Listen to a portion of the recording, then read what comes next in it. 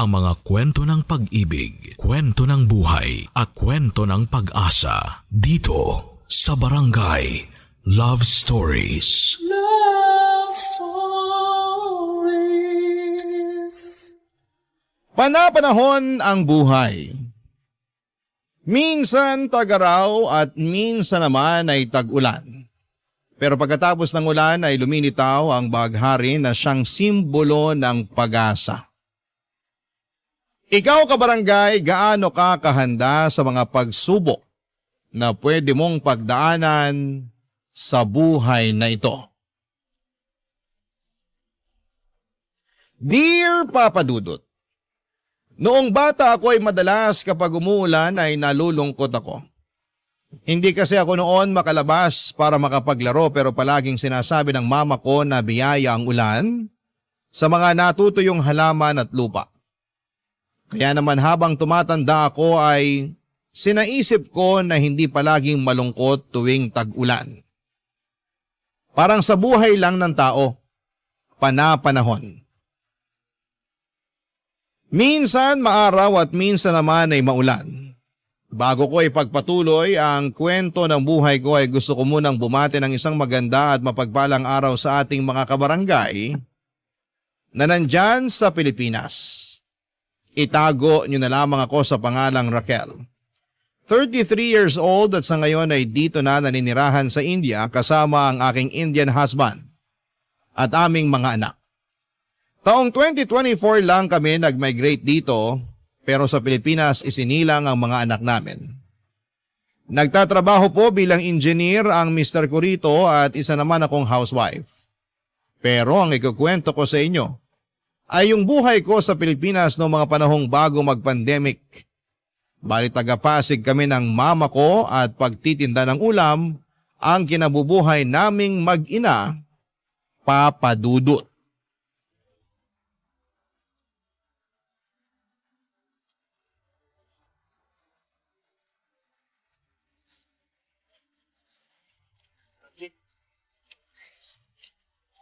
Grabe, Ma! Ubus na agad yung mga paninda natin. Alauna pa lang ng hapon. Ayaw mo nun. Maaga tayo makakauwi't makakapagpahinga. Kaya nga po, aga rin nating nagising kanina. Medyo inaantok na ako. Matulog kapag uwi natin kasi ako may pupuntahan pa pala. Saan po? Sa kumari ko. May labada ako sa kanya. Sayang naman kung di ko pupuntahan. Hindi po ba kayo pagod? Pagod, pero sabi ko nga, sayang. Ibang klase, napakasipag niyo po talaga. Ganun talaga. Pag natapos ko naman yun ng maaga, makakauwi rin ako ng maaga para makapagpahinga. Tapos may dagdag kita pa tayo pandagdag sa pambayad natin ng upa. Malapit na naman kasi yung due date.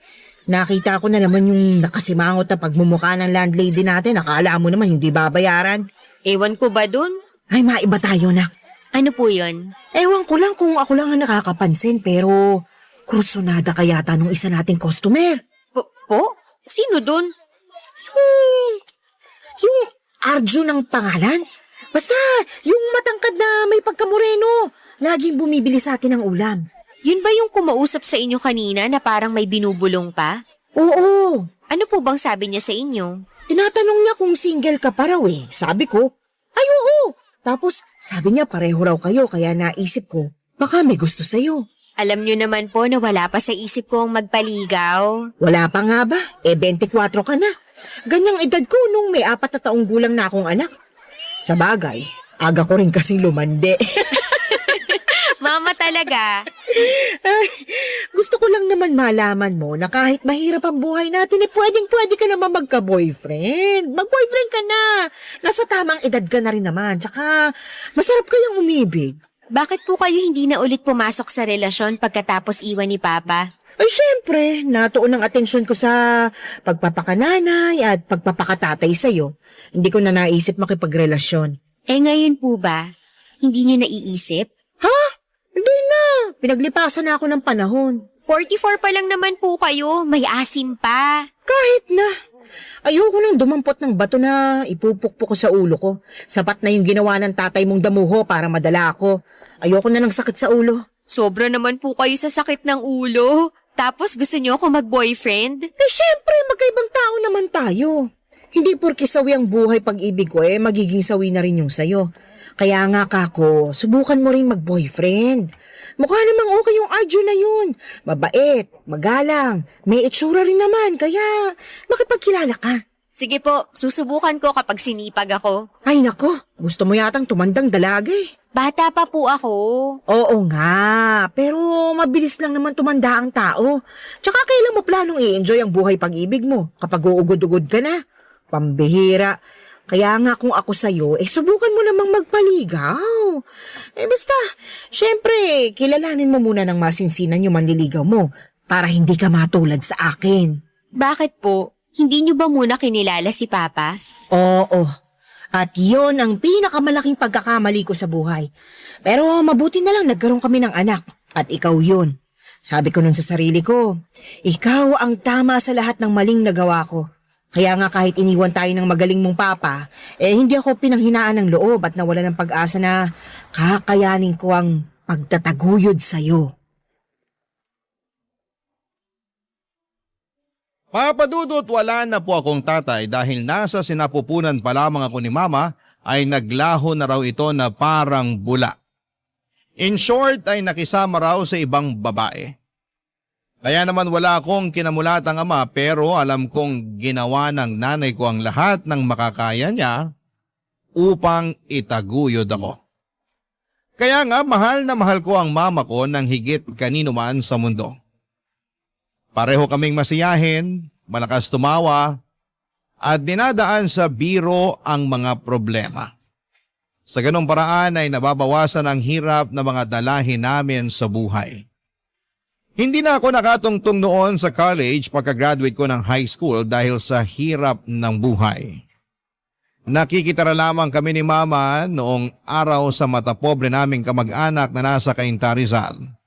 Bago kami nag-decide na umalis at mangupahan na lamang sa Pasig.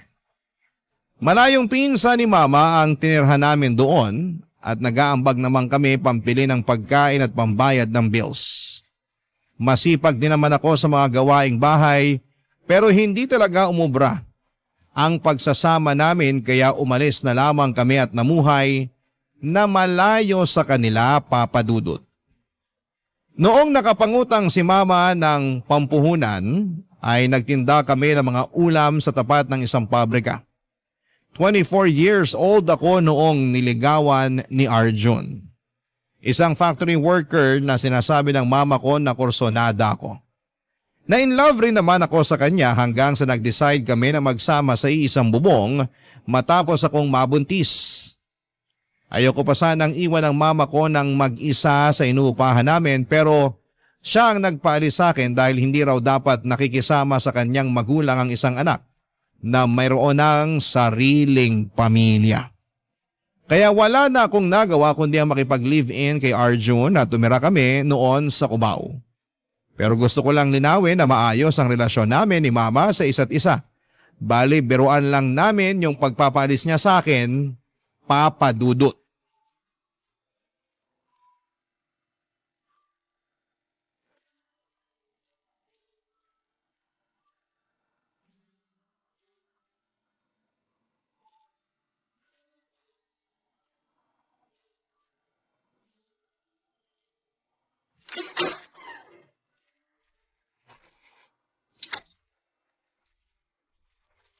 Naku, Arjun! Bakit mo hinahalikan ng sahig? Sira ka ba? Hindi ko hinahalikan ng sahig. Nawalan lang ako ng balanse kaya tulungan mo na lang akong tumayo. Oo, sige. Huwag mo nga ako hawakan. Kanina sabi mo tulungan kita, tapos bigla mo ko itutulak at sasabihin mo ngayon na huwag kitang hawakan? Oo, hindi mo ba narinig? Bingi ka siguro. Hindi ako bingi At ikaw, bakit ka lasing? Ano bang pake mo kung lasing ako? Nanay ba kita? Di naman, di ba? Hindi nga, pero baka nakakalimutan mo na kinakasama mo ko. Saka nanay ako ng magiging anak mo. Anong magiging anak ko? Wala pa akong magiging anak. Napakasira ulo mo. Dahil sa kalasingan mo, nagawa mong kalimutan ang sarili mong anak. Pwede ba? Huwag kang maingay dyan. Daig mo pa yung manok. Hilig mong pumutak. At bakit hindi kita na? Aray!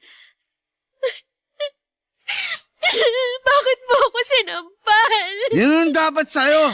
Sinabi ko na kasing manahimik ka. Sobra ka na! Akala mo kung sino ka! Sige, kapag hindi ka ba nanahimik dyan, paduduguin ko na sa suntok ko yung bunganga mo. Gagawin mo talaga sa akin yun? Oo naman, bakit hindi? At kailan ka pa natutong manakit ng babae, Arjun? Ngayon lang, kasi nakakabulahaw ng mga kapitbahay ang bunganga mo. Sige, sabihin mo, paanong hindi kita bubungangaan? Eh wala kang sabi-sabi sa akin na nakipag-inuman ka pala. Baka lang hindi mo alam kung anong oras na, oh. 12:00 na ng madaling araw. Kanina pa ako alalang-alala sa yung damuho ka. Ay, talaga naman. Sige, subukan mo. Kundi magsisisigaw ako lalo para mabulahaw na natin yung mga kapitbahay natin. Napaka-eskandalosa mong babae ka. Wala ka na bang hiya? Bakit ako mahihiya? Eh ikaw nga yung walang hiya. Sumusobra ka na talaga, ha? Nanggigigil na ako sa'yo. Mas nanggigigil ako sa'yo. Ay, peste ka talaga. Halika nga rito.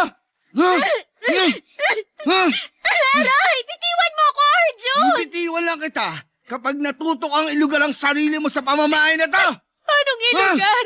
Eh alam ko naman kung anong lugar ko rito.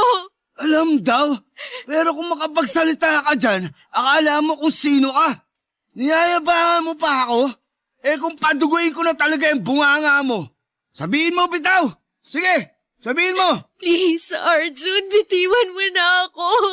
Kanina pa ako nasasaktan eh. Bibitiwan lang kita pag nag-sorry ka sa akin. Sabihin mo, sorry, kasi masyado ako nagmamarunong. Sorry na kasi masyado ako nagmamarunong. Sorry na. Yan, ganyan nga. Sige pa, mag-sorry ka pa. Dali. Sorry na talaga. Sabihin mo, sorry na, master. Dali, sabihin mo. Bakit ko naman sasabihin yun? Sasabihin mo ba o pupunutin ko na lang lahat ng buhok mo sa anit? Sasabihin ka na. Sige na, naghihintay ako. Sorry na, Master. Patawarin niya na ako. Ganyan nga. Madali naman ako kausap eh. Oh, ayan. Sa sunod, ilugar mo yung kaingain mo para hindi ka nasasaktan. Nakakairita ka kasi. Buti ba, natutulog na ako. Huwag kang maingay dyan, ha? Good night.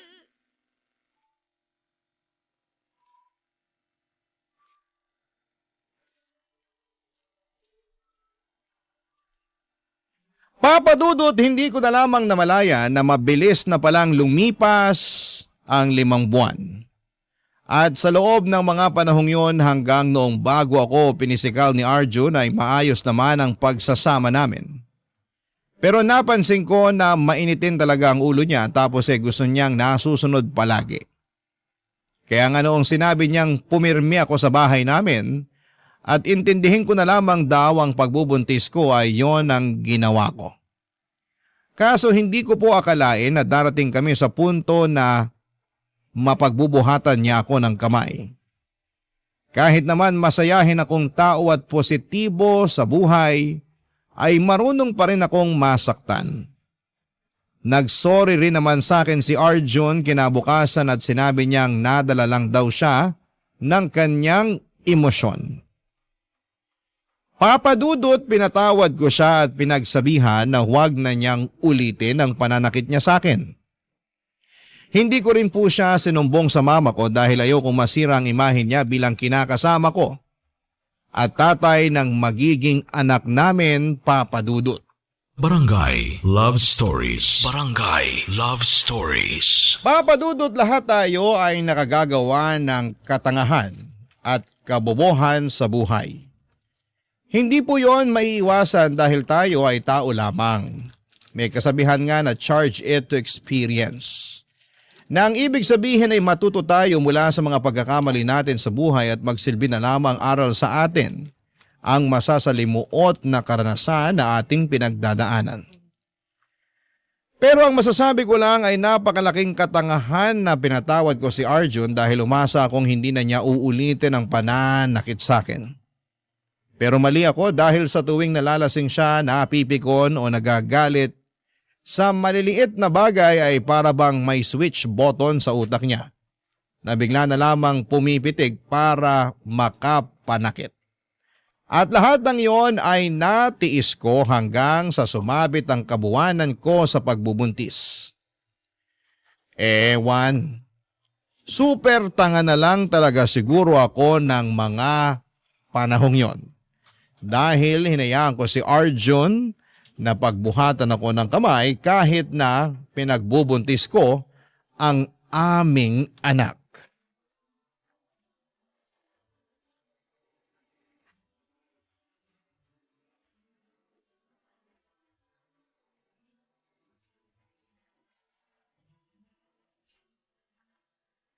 Buti naman dinalaw mo ako rito sa tinitirhan ko. Inip na ako rito. Lalo ilang araw na akong di nakakapagtinta gawa na nagkasakit ako. Nagpahinga na lang ako ngayon kasi baka mabinat ako pero bukas magtitinda na ulit ako. Sorry po, ma. Masyadong busy lang talaga. Busy ka dyan wala ka namang ginagawa dun sa inuupahan nyo.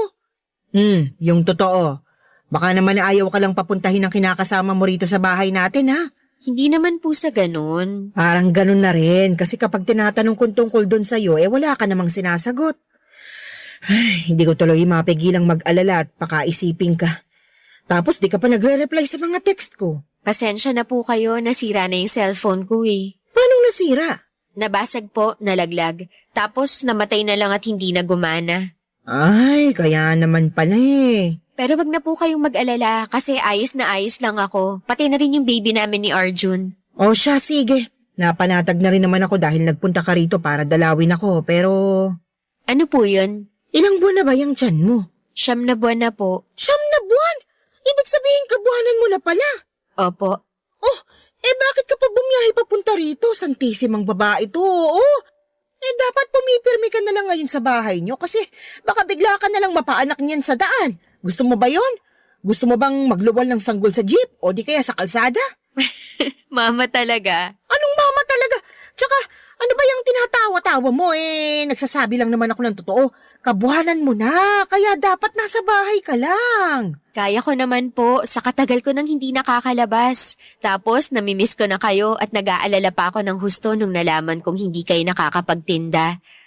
Ang alam kong dahilan pag hindi kayo nagtitinda may sakit kayo at tama nga po ako.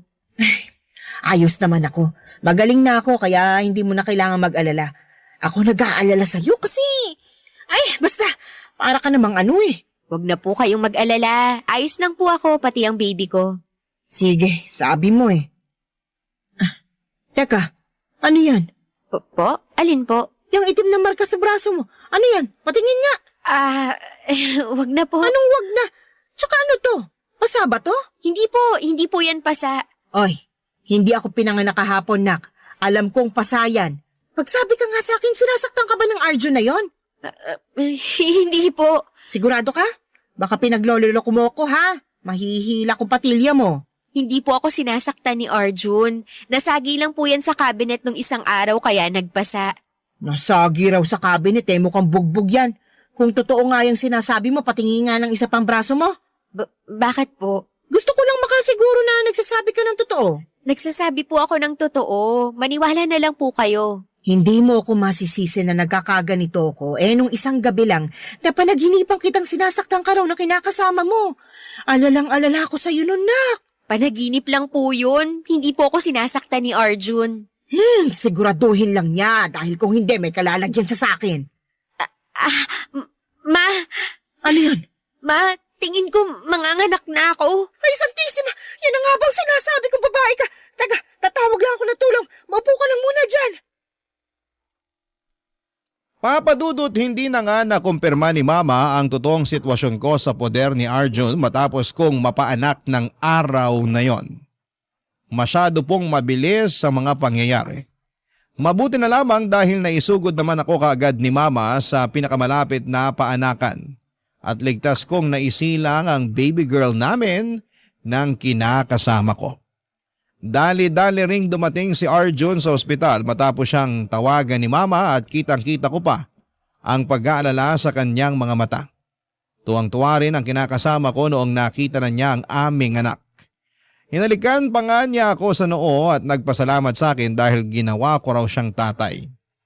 Siyempre, Lumambot ang puso ko sa ginawa niyang yon at naisip ko na maaaring simula na yon ang pagbabago niya at pagiging mabuting ama at kinakasama sa amin ang kanyang anak. Nangako rin naman sa akin si Arjun na hindi na niya ako sasaktan. Pero mabilis na nagdaan ang 2 buwan ay napako lang ang kanyang pangako, Papa Dudut.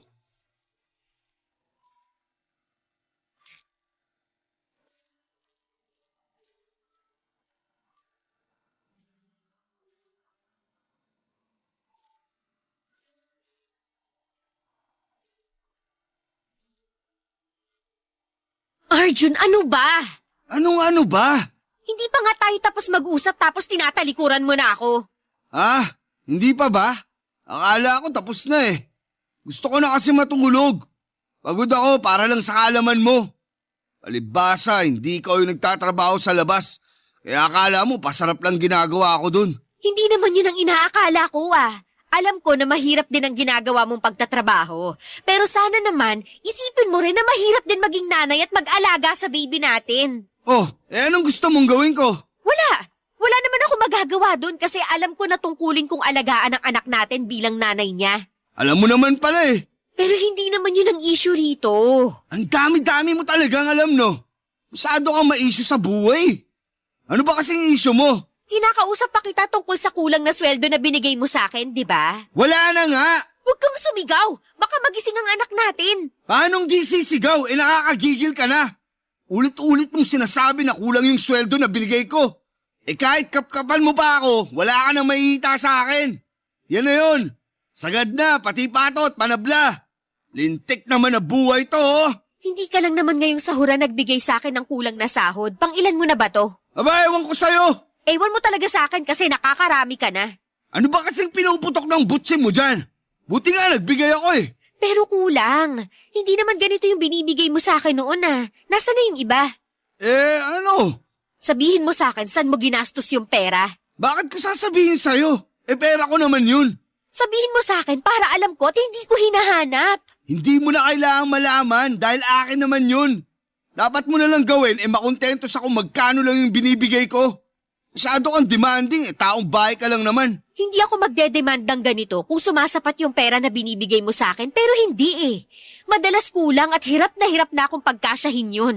Sa gatas pa lang at diaper ng baby natin kulang na yung inaabot mong sahod. Tapos gusto mo pa laging masarap ang ulam wala na nga tayong pambili. Masama bang mag-ulam ng masarap? Pinaghirapan ko naman yung perang pambili nun. Hindi ka talaga nakikinig, no? Wala na nga tayong pambili tapos gusto mo pa laging masarap yung ulam. Pag sinabi mong masarap, ibig sabihin nun baboy, manok at baka.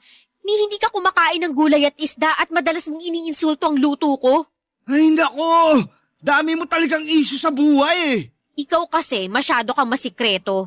Ano bang pakialam mo? Hindi naman lahat ng galaw ko dapat malaman mo. Sa lagay, para palang hindi partner ang trato mo sa akin kung ganyan. Huwag ka kasing masyadong pakialamera. Kung masta ka, akala mo asawa na kita. Pero gusto mo asikasuhin kita na parang asawa ko na. Ay talaga naman. Alam mo, kanina ka pa Sumusobra ka na Bakit mo ako sinampal? Hindi ko na kasi nagugustuhan yung tabas ng dila mo. Masyado nang matalim kaya dapat na kitang sampalin. Sumusobra ka na talaga. Kulang pa nga yung ginawa ko. Dapat sa'yo tinatadyakan para matuto. Tama na! Huwag mo na ako saktan! Tama na! Ayaw mo palang nasasaktan Kaya sa susunod, huwag mo na akong kakwestiyonin. Papa Dudut, tahimik akong umiiyak ng gabing yon dahil ayokong may kapitbahay na makarinig sa akin. Ayoko rin na magising ang baby namin na mahimbing ng natutulog ng gabing yon. Sobrang sakit ng katawan ko sa pamimisikal ni Arjun. Pero mas masakit ang puso ko dahil inulit na naman niya ang bagay na sinabi niyang hinding-hindi na niya gagawin pa. Durog na durog ako ng mga panahong yon at pakiwari ko ay wala na akong magagawa pa. Dahil maliit pa ang baby namin at wala naman akong trabaho, ay wala talaga akong mapupuntahan. Hindi ko rin naman gustong umalis sa poder ni Arjun at pumunta kay mama dahil ayoko siyang madamay Sakaling may gawing masama ang kinakasama ko. Sobrang walang-wala na ako ng mga panahong yon. Nawala na rin ako ng pag-asa na magiging maayos pa ang buhay at pagsasama naming pamilya. Dalangin ko na lamang ng mga oras na yon na hipuin ng Diyos ang puso ni Arjun upang magbagong buhay siya. Papa Dudut. Barangay Love Stories. Barangay Love Stories. Papa Dudut, mukhang narinig ng Diyos ang panalangin ko sa Kanya. Dahil hindi na masyadong namimisikal ang kinakasama ko sa paglipas ng mga araw.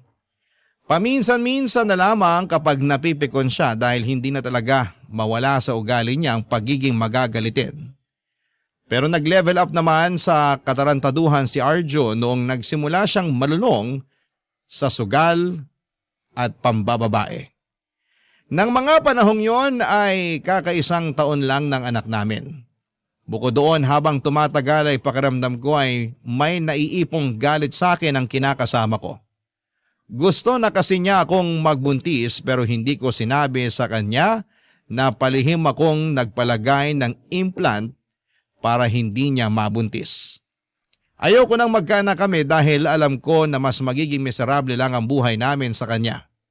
Noon pa nga lang ay hindi na niya kami matrato ng maayos, nang anak ko ay magdadagdag pa ba ako ng panibagong bata? Isang gabi hindi umuwi ang kinakasama ko sa inuupahan namin at kinabukasan na siya madaling araw dumating.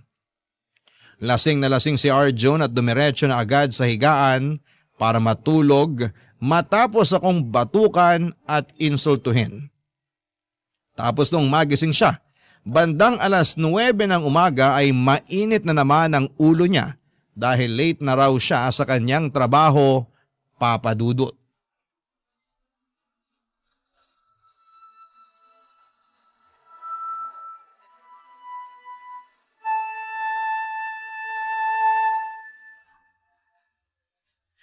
Anak naman ng tuknini. Raquel! Alas 9 na pala ng umaga. Bakit hindi mo ako ginising kanina? Pwede ba? Huwag kang sumigaw. Nakita mong tulog pa anak natin eh. Buti sana kung ikaw magpapatahan dyan pag umiyak, hindi mo nga malaro ng matagal yung anak natin. Aray ko! Aga-aga mo na naman nagbubunga nga, ha? Halika rito! Kakalboy na kita talaga! Inaano ba kita? Bakit mo ako sinasabunutan? Nakakabalas na yung pagmukha mo, sayang pagyayaw mo sa akin! Wala naman akong ginagawa sa'yo ah. Ikaw yung bagong gising dyan tapos naninigaw na agad. Paano di ako maninigaw? Hindi mo nga ako ginising kanina. Di tuloy ako nakapasok sa trabaho. Sayang yung araw. Hindi ko nakasalanan kung hindi ka nakapasok sa trabaho. Saka nung hindi ginising, nakailang sabi ako sa'yo noon tapos niyugyug pa kita pero tulog mantika ka. Ah, ganun ha? Sige, bubunutin ko na talaga mga buhok mo sa akin para magtanda ka. Tama na, parang awa mo na. Wala na akong awa, lalo na sa katulad mo. Raquel, anak! Mama? Ano ka ba? Ano pong ginagawa mo rito? Sira ulo ka. Bakit mo sinasabunutan ng anak ko? Bakit niyo naman po ako binatukan? Kulang pa yan dahil sa pananakit mo sa anak ko. Sabihin mo, anak, bakit hindi sinasabunutan? Hindi ko po alam. Basta na lang po siya nagalit sa akin. Wala naman po akong ginagawa sa kanya. Anong walang ginagawa? Ang aga-aga, nagbubunga ka dyan. Paano hindi kita bubungangaan? Nakakainis ka na. Kahit nabungangaan ka pa nitong anak ko, wala ka pa rin karapatan na saktan siya. Napakasira ulo mo. Ganito palang ginagawa mo sa anak ko. Mabuti pa, wag na po kayo makialam dito. Problema na po namin to ng anak nyo. Hindi ko kayo pakikialaman kung hindi mo sinasaktan ang anak ko. Nak, sabihin mo, ngayon ka lang ba sinaktan ng lalaking yan? Sabihin mo kay mama dali. Hindi po. Maraming beses na po niya akong sinaktan. Simula pa lang nung pinagbubuntis ko yung anak namin, nananakit na po siya, Ma. Bakit kasi ngayon mo lang sinabi sa akin? Sana noon pa lang nailayo na kita sa kanya. Natakot po kasi ako. Saka nangako naman po si Arjun na magbabago na eh. Kaya lang, napako lang po yung pangako niyang yun. Sinubukan ko namang to pa rin yung pangako ko sa'yo ah. Kaso anong magagawa ko kung nakakapikon ka na minsan? Anong nakakapikon napikon ako minsan. Ang sabihin mo, mabilis ka lang talagang mapikon at magalit. Tapos kasunod na nun yung pananakit mo sa akin. Sapat na yung dahilan para may kalagyang kang lalaki ka. Sobra ka na sa ginagawa mo sa anak ko. Humanda ka sa akin. Ano pong gagawin niyo sa akin? Tinatanong pa ba yan? Eh di irereklamo kita para makulong ka. Napakakapal ng pagmumukha mong sakta ng anak ko. Ay mag-isa ko lang yung tinaguyod ng araw. Pinakaiingatan ko yan. Halos hindi ko na pinadatapuan sa lamok. Tapos ikaw, pipisikalin mo lang. Sinasabi ko na nga ba na yung nakita kong pasa niya nung buntis pa lang siya sa anak mo, eh hindi talaga galing sa aksidente, kundi mayroong bumugbog sa kanya. Nakakagalit lang at nakakasama ng loob bilang magulang ang ginawa mo sa anak ko, kaya dapat mo tong panagutan.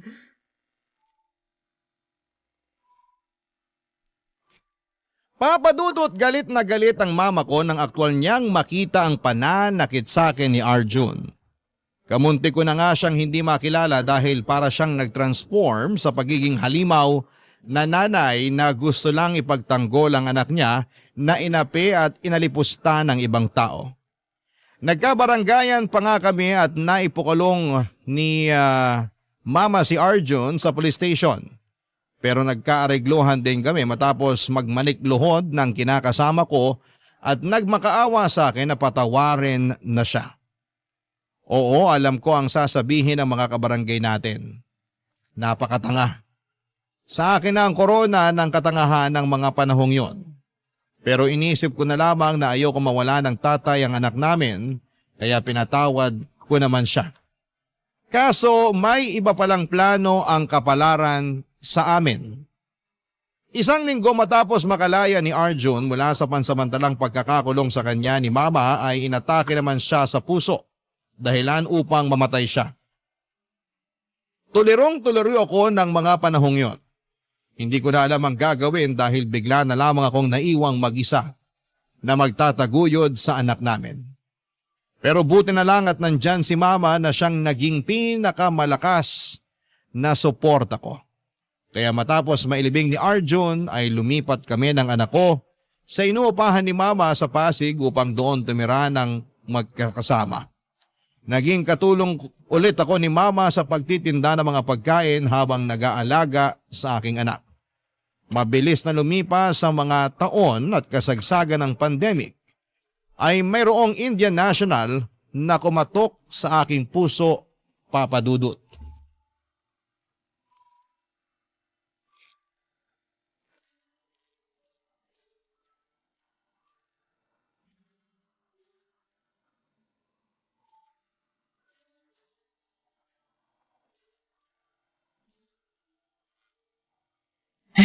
Alam mo, marami akong napagtanto ngayong dumadaan ng buong mundo sa pandemyang ito. Ano po yun? Na maiksi lang ang buhay. Kaya dapat gawin mo lang ng gawin yung bagay na magpapasaya sa'yo. Kahit po masama at nakakasakit ng kapwa, gagawin mo kasi dun ka masaya? Parang gaga ka naman kausap eh. Siyempre, hindi mo yun gagawin. Masama nga't nakakasakit ng kapwa, di ba? Isip-isip din. Hindi yung parang utak mo nasa talampakan mo na. Sobra naman makareact si Mama, nagtatanong nga lang po ako. Ayusin mo kasi yung tanong mo. Nakakapikon ka eh. Kita mo seryoso ko rito na nagsasabi ng saloobin tapos gaganyanin mo ko. Naiintindihan ko naman po ang ibig niyong sabihin at sang-ayon po ako doon. Tingin mo may katapusan pa tong pandemyang ito? Meron naman po. Sana nga kasi. Nakakatakot na limitado na lang yung galaw natin eh. Saka tingnan mo. Wala tayong pinagkakakitaan. Naniniwala naman po ako na magiging maayos ang lahat at unti-unti babalik yung dati. O sige, sabi mo eh. Ayoko naman ma-stress pa at pakaisipin na hindi nabubuti ang mundo. Kasi baka naman magkasakit ako. Nakakatakot pa naman magkasakit sa panahon ngayon. Baka mamaya i-quarantine ka bigla. Hindi po mangyayari yun. Kalma lang po kayo. Kalmado na ako. Ay, maiba tayo. Kumusta kayo nung sinasabi mong Indian National na kachat mo? Ayos lang naman po. Nagugustuhan ka na ba niya? Hindi ko po alam pero nung unang beses na nag-usap kami, niyaya niya na agad ako magpakasal.